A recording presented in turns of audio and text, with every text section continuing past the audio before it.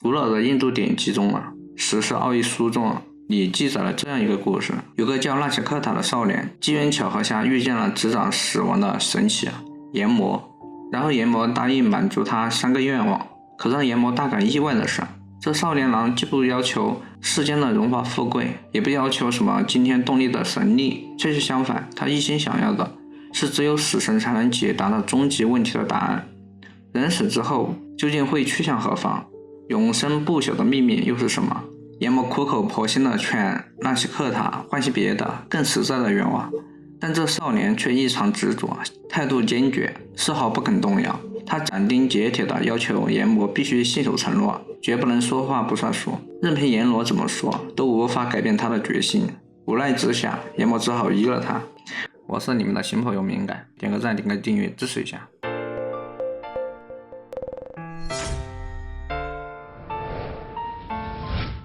为了回答纳奇克塔的问题，阎魔向他揭示了现实隐藏着的真正本质：宇宙间其实只存在一种唯一且遍及一切的意识，它的名字叫做凡。这个凡是无始无终、永恒不变的，是过去、现在乃至未来唯一真实不虚的存在。阎魔接着说，也正是这个凡以内在的形式存在于每一个生命体之中，化身为阿特曼，也就是我们通常所说的个体自我或本我。譬如单一的火焰进入不同生命体后，其形态会随之变化，契合每一个生命体的样貌。同样的，那居于万物之内的唯一真我，其显现也会随万物而变化，但真我本身却依然是那个独立且迥异的存在。纳奇克塔继续追问，渴望能更清晰地理解凡与我们日常所经验到的现实世界之间究竟是怎样一种关系。阎魔解释了，理解意识的关键在于要把它想象成是那个能够照亮万物的根本之物，正是它的存在才使得我们的一切心智活动成为可能。而意识自身呢，它又被凡所照亮的，凡才是那个独一无二、遍照一切的终极光明之源。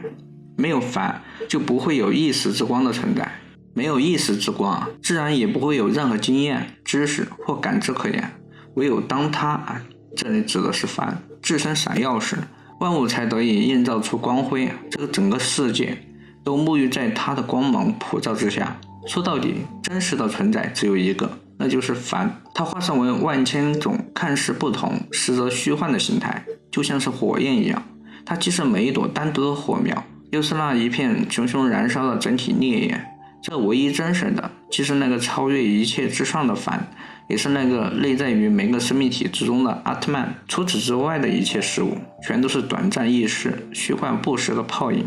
它们都源自于我们的无明及根本的无知。意识即是光明本身正如一盏熊熊燃烧的明灯能瞬间照亮漆黑的房间，意识之光也同样照亮了我们的生命。那么说意识即是光明或照亮，这究竟意味着什么呢？梵语中对应的词是普拉卡萨，意识有时也被译作显现。那我们就来探讨一下诸如此类源自古典印度哲学的观点，是否能为当代分析心智哲学中那些关于意识本质的热烈讨论带来一些新的视角和启发呢？在当代的分析哲学领域有一个很典型的现象，关于自我和意识的讨论往往是泾渭分明、各行其道的。举例来说，像帕菲特，他的著作洋洋洒洒深入探讨了自我的方方面面，却很少涉及意识。而另一位查尔摩斯则就意识问题著述颇丰，但对自我却琢磨不多。当然也有例外，比如斯特劳森和丹内特这2位学者，就同时对自我和意识2个主题都有不少深入的论述。然而在印度哲学中情况则大为不同，关于自我、意识和现实本质的探讨从来都是紧密交织、齐头并进的。几乎所有的印度哲学的主要思想家都会同时深入探究自我、现实和意识这3者的本质，而且他们这样做的目的往往还与一个更宏大的目标相关，那就是找到一条减轻乃至消除人类痛苦的道路。把目光转回到当代分析心智学，在其核心或者至少是近乎核心的位置上，盘踞着一个极其重要的问题，那就是由查尔默斯在他1995年那篇具有开创性意义的论文《直面意识问题》中首次明确提出的意识的难题。与这个棘手的难题相对，查尔默斯还提出了他所说的意识的简单问题。所谓的意识简单问题，主要指的是那些看起来可以直接利用认知科学的标准方法来解释意识现象，也就是说，这些现象多半可以通过计算机制或神经机制等方式来加以说明。查尔默斯举了一些简单的问题例子，比如我们区分不同外界刺激的能力、建立和提取记忆的能力，以及我们能够报告自己内在心理状态的能力等等。在列举了这些相对容易理解的方面之后他接着便指出了那个真正棘手的难题。意思那个真正棘手的难题在于经验本身的问题，我们该如何解释？为什么当我们在脑海中构想一个图像，或者是体验一种情感时，会存在一种是什么感觉的主观体验？这里所描述的构成难题核心的意识，正是所谓的现象意识。简单来说，它关乎于我们经验中所具有的那种主观的感受性的质地。意识天然的带有一个对我而言是什么感觉的独特层面。这一点我们可以通过两种对比来体会一种是现象差异对比，比如看到蓝色和看到红色的主观感觉就截然不同。第二个是主体差异对比，比如对于同一场音乐会每个人的体验可能是很不一样的。在通常情况下，正是这种难以言说的现象性成分，伴随着德国哲学家布伦塔洛所说的意向性状态而出现。布伦塔洛深受中世纪经验哲学家思想的启发，在他1874年出版的重要著作《从经验立场出发的心理学》中，他提出了一个核心论点：所有心理现象都具有意向性，也就是说，它们总是指向某个对象，总是关于某个事物的。实际上，布伦塔洛认为，任何一种心理状态，如果它没有一个指向的对象，那它根本就无法存在。无论你是在思考如何分析一棵树，还是在欣赏阳光穿过枝桠洒落的美景，是在聆听树叶沙沙作响的声音，甚至只是单纯的因为这棵树的存在而感到一种莫名的心情愉快，所有这些不同的心理现象都必然关联或指涉着同一个对象，那就是这棵树。正如布伦塔洛精辟指出的，没有听，除非听到了什么；没有信，除非相信了什么；没有希望，除非希望着什么。正是这种独特的意向性，或称指涉性的特质，定义了所有的心理现象，并将这些主观的心理状态与外部世界中那些客观存在的物理对象清晰地区分开来。看到它，感受到它，到底是个啥之外呢？科学能分析大脑活动，但很难解释那种感觉起来像什么的内在体验。为了把这个能让人挠头的意识难题跟那些相对好办得多的问题，比如大脑怎么处理信息怎么推理怎么控制你手脚做出反应区分开来，查尔默斯提出了一个脑洞大开的思想实验。他让我们先大胆地想象一下，假设世界上存在一种叫做僵尸的家伙。注意这可不是电影里那种科学的，而是指那种身体构造、大脑运作方式，甚至说话做事都跟正常人一模一样，唯一不同的就是他们压根就没有任何主观感受，没有任何内在的意识体验。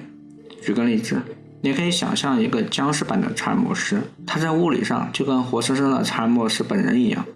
住在跟我们世界完全相同的环境里，但他就是感受不到任何东西。你递给他一杯咖啡他会准确地接过来，送到嘴边，做出喝的动作，甚至说好香但他真是感受不到咖啡的温度，闻不到它的香味，更别提那种暖流划过喉咙的感觉了。对他来说，这一切都只是一连串的物理反应和信息处理，没有丝毫的感觉的成分。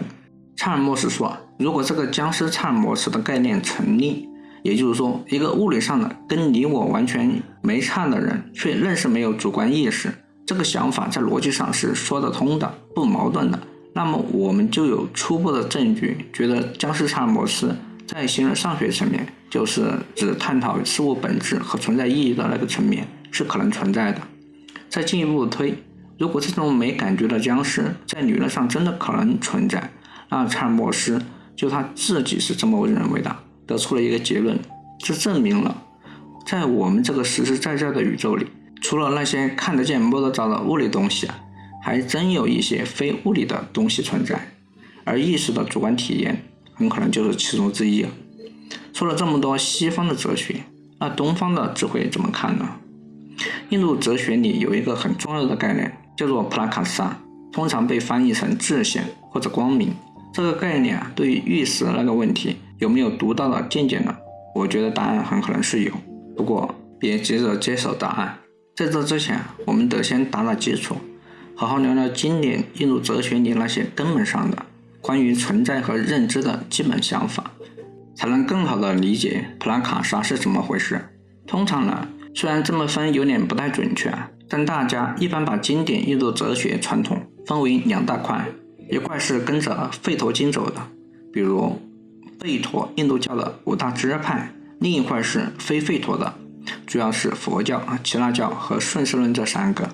你想，每个流派都有着很长的学术传承，一代代学长们都在为各自关于宇宙到底是个啥样和我们怎么才能认识这个世界的理论而争论不休。而我们这里呢，主要聚焦在其中一个吠陀流派吠檀多派的思想里。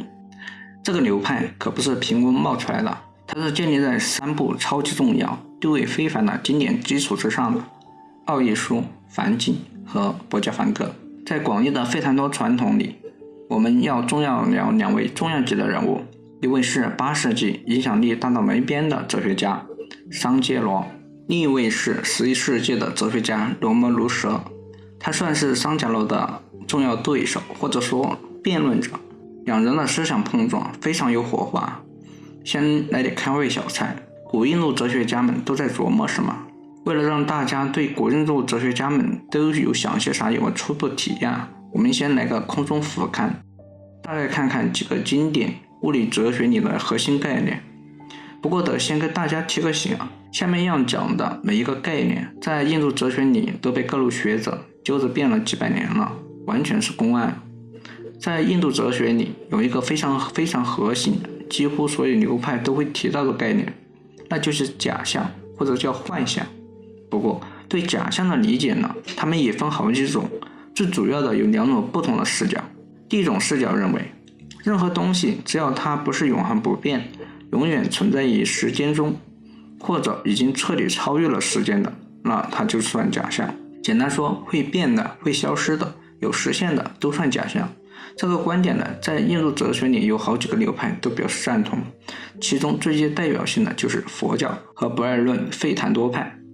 第二种视角就不同了，他认为假象不是看它是不是永恒，而是看它呈现出来的方式对不对。也就是说，假象是指任何东西当它呈现给一个有经验的主体时，表现出来的样子跟它原本的真实的样子不一样。比如你把绳子看成蛇，或者把海市蜃楼当成真水，这就是假象。这种观点主要来自真理派，他们的早期代表人物可以追溯到公元1世纪，后来到了14世纪，哲学家加格沙更是发扬光大，他被认为是新真理派的开山鼻祖。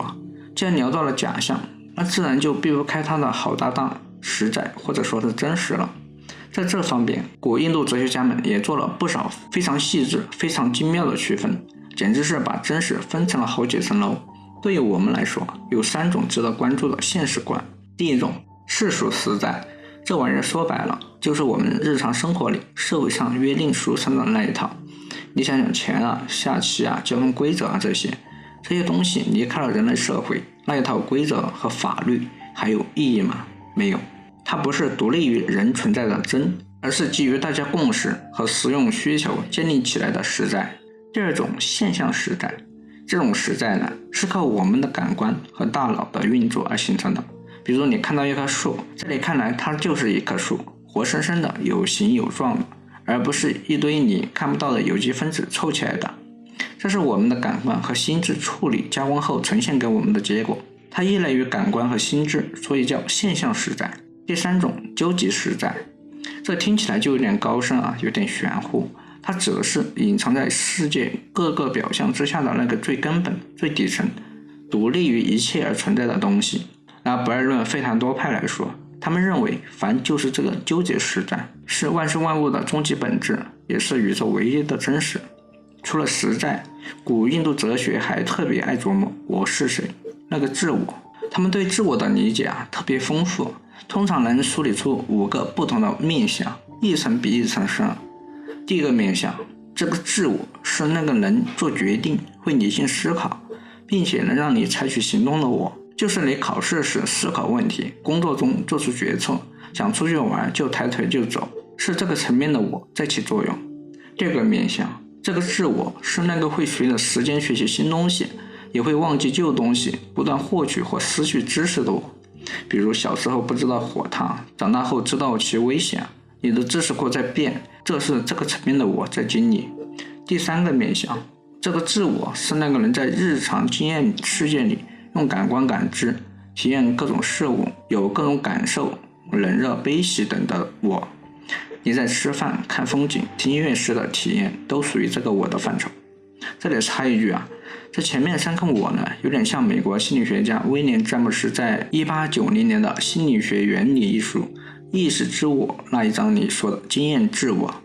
他给经验自我下的定义是，对于我们每个人来说那个我们想称之为我的一切就是经验自我。他是把这个经验自我跟更精微、更超然的纯粹自我区分开来的。第4个面向，这个可能更偏向于大家理解的灵性层面。我们这里简单的理解，它就是那种对某个神圣的、超越个体的、比自己更伟大的东西产生的主观体验，通常难以用语言表达。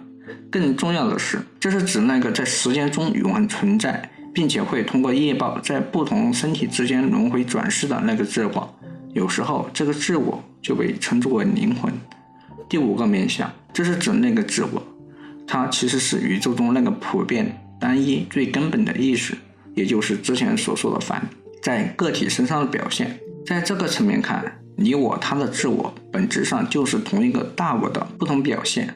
看到这里是不是感觉有点绕回来了？没错，在这里我们就又回到了之前提到的研磨的教诲那里去了。对于这一切，我们之前聊了那么多实在和自我的层次，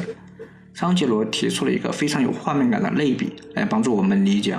他首先把凡比作一棵树，它的根在上，枝在下，这就是那棵永恒不朽的榕树。唯有它是光明的，唯有它是凡，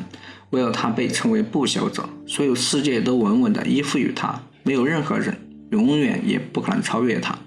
这个比喻听起来是不是有点反常识？根在天上，枝在地上，这正是要说明凡的独特和超然。接着他在自己的注释中笔锋一转，重点阐述了我们日常经验世界的虚幻性。这是用了另一棵树来做比喻，这棵树象征的正是生死轮回，那个把我们牢牢困住的苦海。这棵树之所以称之为树，是因为它总是被砍倒，意味着它不持久，不是真东西。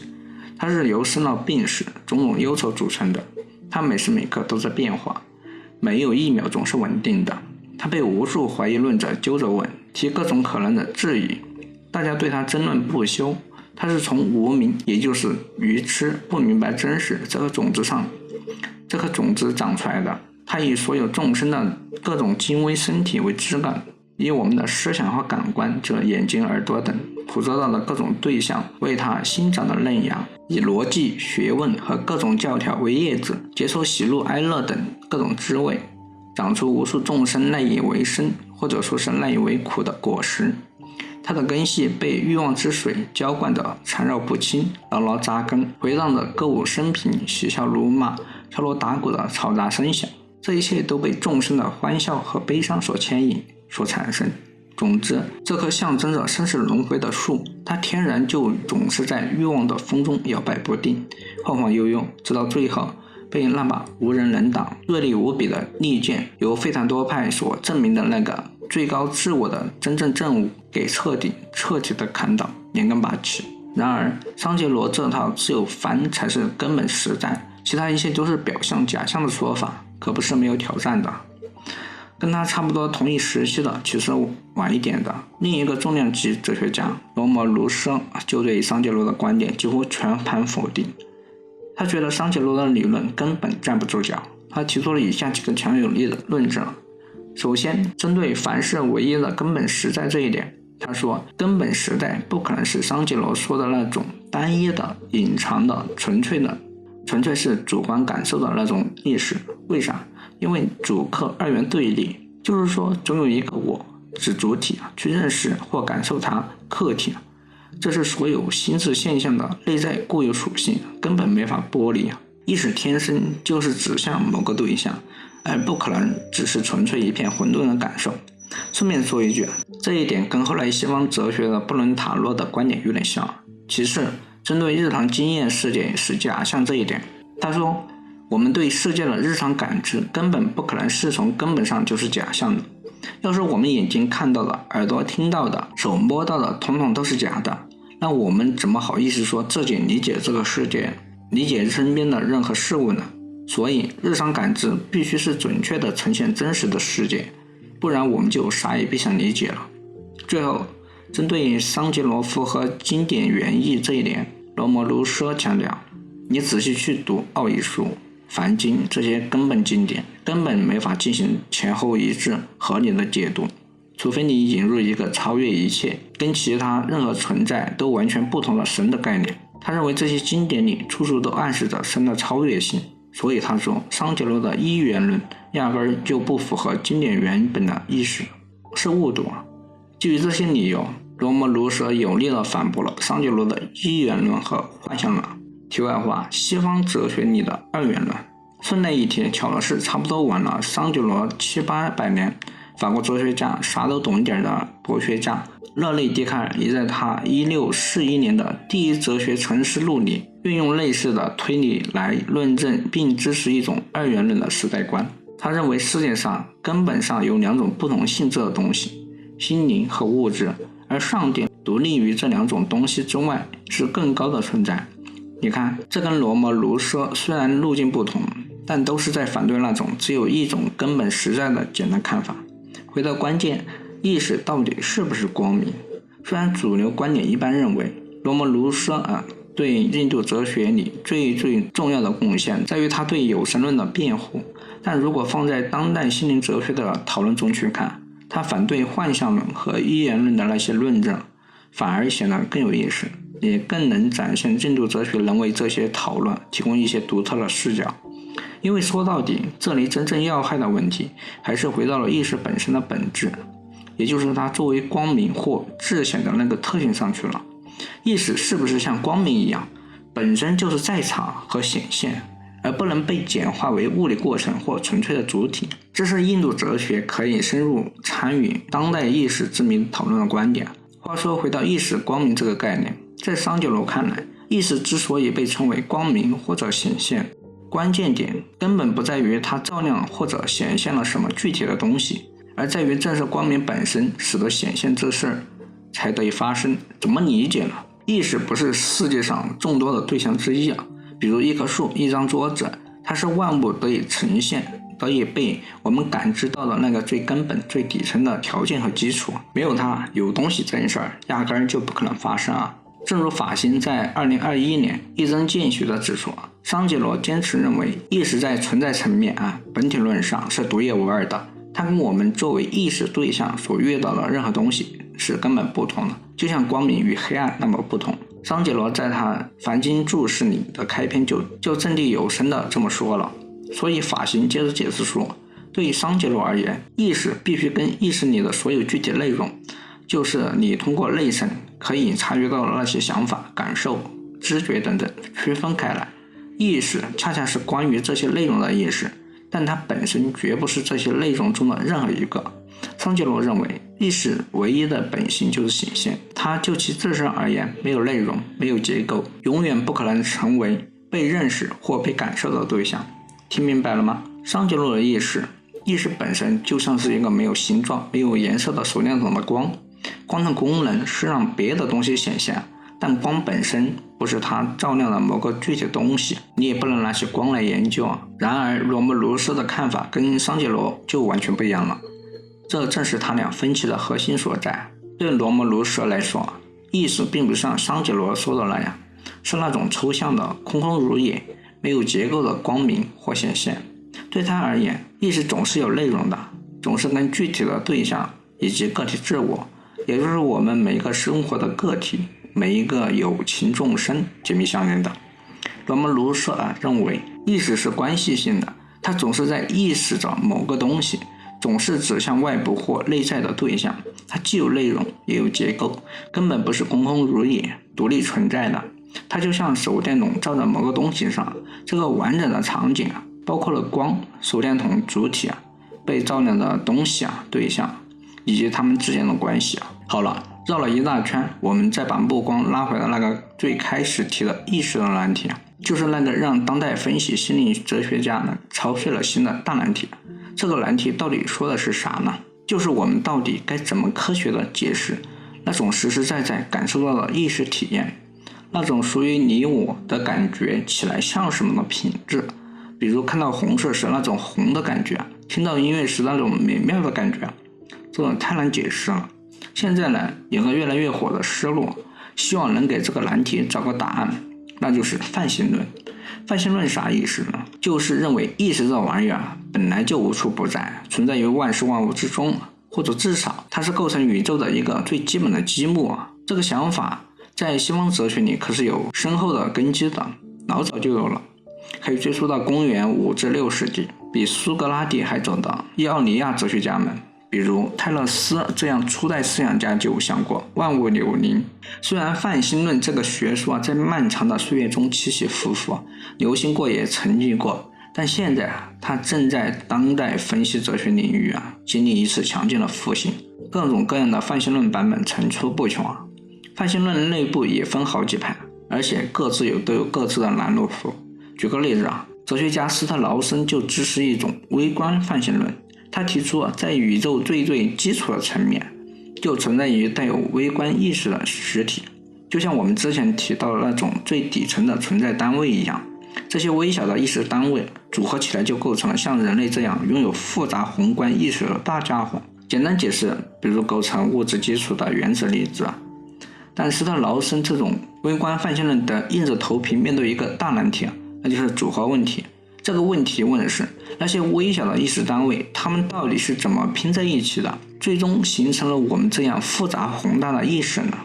？1+1怎么就大于2呢？从无数个没有整体意识的小意识里，怎么就涌现出一个统一的大意识呢？这至今没有一个令人满意的解释毕竟不像物质原子，这些意识原子以目前人类的水平还无法观测到。因此哲学家格夫就另辟蹊径，主张宇宙泛性论。他想跳出那种认为宇宙由带有微观意识的原子构成的原子论式形而上学，转而支持一种非原子论式的形而上学，认为具有根本的意识的不是里面零散的部分，而是整个宇宙本身。宇宙就是一个有整体意识的大意识。但宇宙泛性论也有自己的麻烦，它得面对一个反过来的难题分解问题，或者叫再组合问题问题是，既然宇宙整体就是一个单一的普及一切的宇宙意识，那它是怎么分化成我们这些个体人类有机层面的意识？而且每个个体的意识还有自己独一无二仅自己拥有的第一人称视角，那种我独有的主观感受呢？从一个没有边界的大意识，怎么就冒出了无数个带有明确边界和独特视角的小意识呢？这也同样非常让人头疼。当代那些试图解决意识难题的方案，很多都倾向于认为那种主观感受的特质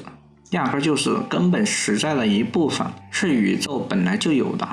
没法用别的东西来解释去还原。而这一点恰好把我们带回了之前聊过的桑杰罗和罗姆卢斯关于意识的争论那里。不过要注意的是，他俩当年争论的重点不在于解释主观感受性本身是怎么回事，因为它是被认为是根本的，而是在于个体意识主体，也就是我们所说的自我，梵语叫 Atman 的本体地位到底是什么？这个自我是独立的真实存在的吗？还是某个更高实在的体现呢？因为泛心论是直接假设主观感受性是根本性的，是起点，所以它的目标不是去解释根本意识从哪而来，而是要用这种根本意识去解释我们这些个体层面的意识主体，也就是我们每一个自我是怎么形成的。这么一来，意识真正的难题就悄悄地变成了追问我们的自我为什么以及是如何能够同时既有意向性，能指向外部或者内部的对象，又有主观感受性，那种独有的仅有自己拥有的感觉品质的。换句话说如果我们把泛心论看作意识难题的答案，那接下来就必须深入研究主体或者说是自我这个东西到底是个啥本质，它在宇宙中是个什么地位。那么不管是微观泛心论还是宇宙泛心论，要怎么才算真正解决了意识的难题呢？唯一的办法就是必须找到一个明确的站得住脚的机制，能够解释如何从那个根本性的意识，无论是微观意识单位还是宇宙整体意识，顺利的过渡到非根本性的意识，也就是我们这些日常的个体意识主体。而在这个过程中我们必须回答好3个非常紧迫非常要命的挑战。第一，模态融贯性。这个问题问的是前面说的那种微观意识组合成宏观意识，或者是宇宙意识分解出个体意识的可能性，在逻辑上真的站得住脚吗？它能避免关于何为可能何为不可能的逻辑矛盾吗？它是否符合实体之间内在的关系的必然约束呢？比如2个微小的意识单位加起来，在逻辑上可能产生一个全新的统一的意识吗？还是说这根本就是不可能的事呢？第二个是生成机制。这个问题更直接，就是说这种微观意识组合成宏观意识，或者宇宙意识分解出个体意识，它的具体机制是什么？它追寻什么样的规律？是像化学反应一样可以通过特定条件触发呢？还是像某种全新的我们为所未闻的物理定律在起作用呢？那个怎么做到的过程到底是什么样子的？第三，形而上学的解释。这个问题问的是更根本的为什么。